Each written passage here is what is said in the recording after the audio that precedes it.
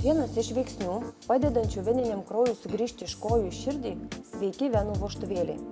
Einant, kraujas eis lyg laiptais, veikiamas kojų raumenų pompos lipa į viršų.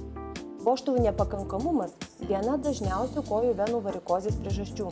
Venų varikozė tai yra vienas labiausiai paplitusių susirgimų šiuo metu pasaulyje. Yra manoma, kad serga kas ketvirtas pasaulio gyventojas.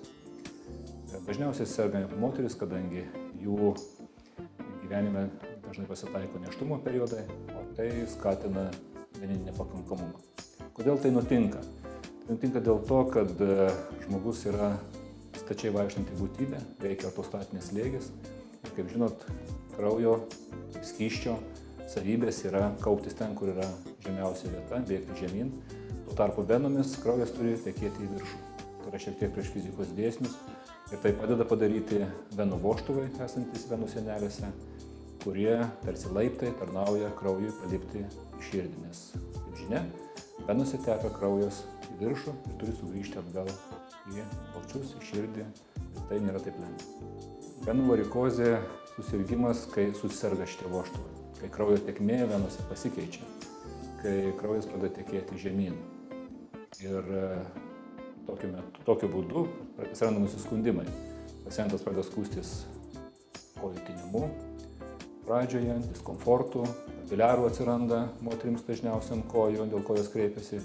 Vėliau atsiranda išsirangę venos, atsiranda skausmas nakties metu, mišlungiai, tinimas, kuris nepraeina ir iš ryto, iki galų gale odos trofiko sutrikimų, kurie pasireiškia opomis, negyjančiomis žaizdomis blauzdose. Visada reikia atkreipti dėmesį į tai, ar šeimos nariai turi venų ligą, venų varikozę. Tai yra paveldimas susirgimas, perduodamas iš kartos į kartą. Todėl turi vietos ir profilaktika. Jeigu jūsų šeimoje kažkas serga, yra rekomenduojamos elastinės kojinės, elastinis trikotažas. Tai yra kojinės, kurios iš tikrųjų tarnauja ir padeda venų vožtuvams kraują grąžinti iš apačios į viršų, kadangi jos yra taip suaustos, kad apačioj spaudžia stipriai, į viršų silpnin ir yra suformuojama tarsi pompa, padedanti kraujui tekėti į viršų.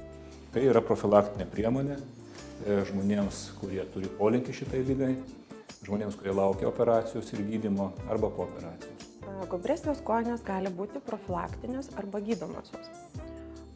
Kuomet rekomenduotume nešioti profilaktinės kojinės? Kai žmonės dirba ilgą sėdimą arba stovimą darbą ir dienos pabaigoje pradeda jausti kojų nuovargį, tirpimą, tinimą ir bijo, kad gali pradėti venos plėstis. Profilaktinės kojinės rekomenduočiau visom moterim, kurios nori ilgai išsaugoti gražias ir sveikas kojas.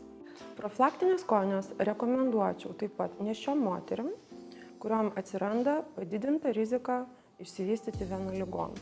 Ilgų kelionių metu rekomenduotume dėvėti specialiai skirtas kelionės profilaktinės kojinės. Visada yra patartina kreiptis kuo anksčiau, nes konsultacijos metu atlikus ultragarsinį tyrimą, kurio metu mes nustatome kraujo tekėjimo kryptį, pobūdį, matome vožtuvų funkciją. Šito tyrimo metu mes nustatom, kiek liga yra pažengusi.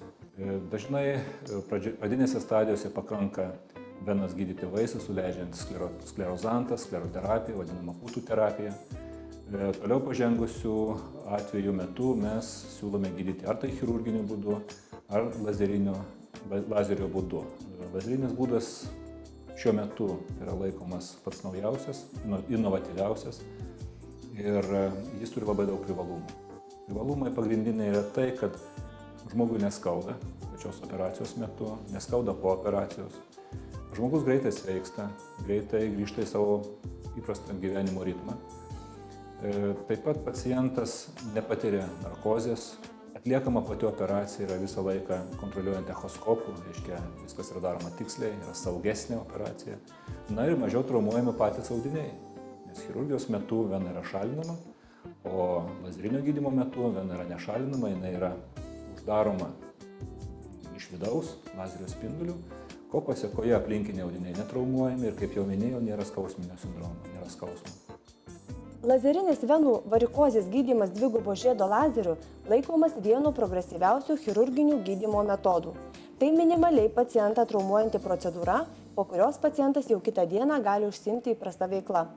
Vietiškai nuskausminus į pažeistą veną įvedamas endovaskulinis lazerio zondas ir kontroliuojant ultragarsu lazerio spinduliu sukeliamas vidinis venos sienelės uždarimas. Pacientas po operacijos turi laikytis tam tikro režimo ir po chirurginės operacijos, ir po lazerinės operacijos, netgi po skleroterapijos yra rekomenduojama nešioti elastinį trikotažą. Elastinis trikotažas, ar tai kojinės, ar pėdkelnės, jos suspausdamos audinius leidžia greičiau gydyti, neleidžia formuotis kraujo sankaupoms, dar vadinamoms kraujosruvoms ar hematomoms, neleidžia atsirasti bereikalingam tinimui, na ir kartu šiek tiek stimuliuoja audinius ir leidžia greičiau ir komfortabiliau jaustis pacientui. Šios kojinės yra dėvimos apie 2-3 kartais 4 savaitės pagal gydytojo nurodymą po operacijos, po skleroterapijos ir yra nešiojamos nuo ryto iki vakaro. Iš tikrųjų būna toks klausimas labai dažnas, kad pacientai klausia, o kaip tekės kraujas po operacijos. Čia toks labai dažnas klausimas, kaip jis tekės. Jūs venas uždarysit, pašalinsit, kas ten bus. Tai realiai mano kaip kraujagyslių chirurgo tikslas yra atstatyti teisingą kojos kraujotaką. Visos venos, kuriomis kraujas teka žemyn, yra laikomos patologinėmis. Venose kraujas turi tekėti į viršų. Ir gilioji vena, kur yra giliai raumenyse, kur yra daug giliau negu mūsų gydomos venos, jinai turi kraujo tėkmę dažniausiai teisingą į viršų.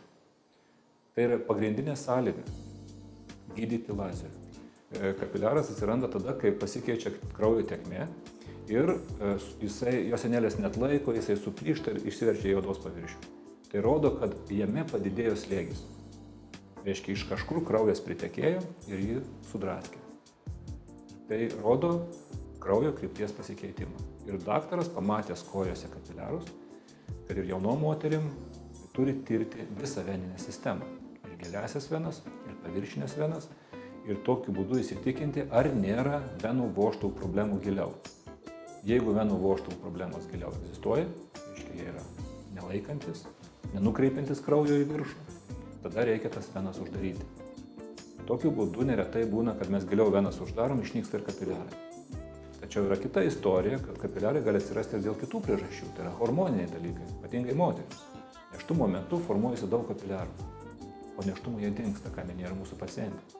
Jie prapuola, dėl to, kad pasikeičia hormonas pagimdžius vaiką, progesteronas pereina į kitą hormoną ir vėl viskas dingsta, dalis lieka. Ir tai būna moterims, kurios naudoja kontraceptikus, dažniausiai randa visokie kapiliarai, nėštumo, kuris daug turėjo, ne visi išnyksta. Menopauzės, klimakso metu, vėlesnėse stadijos seniems žmonėms yra senatviniai kapiliarai. Tai yra, kitos priežastys. Bet visada chirurgas privalo pasižiūrėti giliau esančias venas. Ar tai nėra pirmi požymiai, kad veninė kraujotaka kojose sutriko ir vystosi lėtinis venų kraujotakos nepakankamumas. Kasdieninėme likime nepamirškite rūpinti savo sveikata ir atminkite, kad varikozines kojų venas gydyti būtina ne tik dėl grožio.